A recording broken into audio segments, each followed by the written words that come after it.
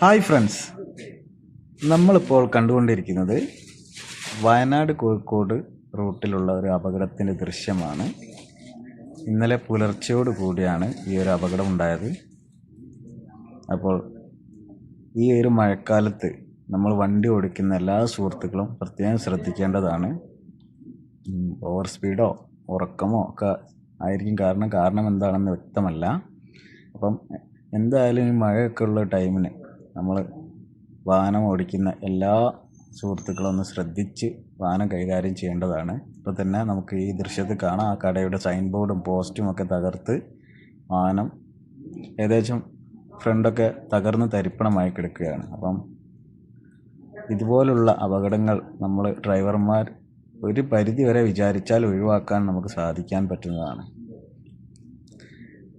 അപ്പം ഇതുപോലുള്ള വീഡിയോകൾ ഇനിയും നമ്മുടെ ചാനലിൽ ഇങ്ങനെ വന്നുകൊണ്ടിരിക്കും. അപ്പം എല്ലാ സുഹൃത്തുക്കളും ചാനലൊന്ന് സപ്പോർട്ട് ചെയ്ത് സബ്സ്ക്രൈബ് ചെയ്ത് ലൈക്ക് ചെയ്ത് കമൻറ്റ് ചെയ്ത് ഒന്ന് മുന്നോട്ട് കയറ്റി തരേണ്ടതാണ്.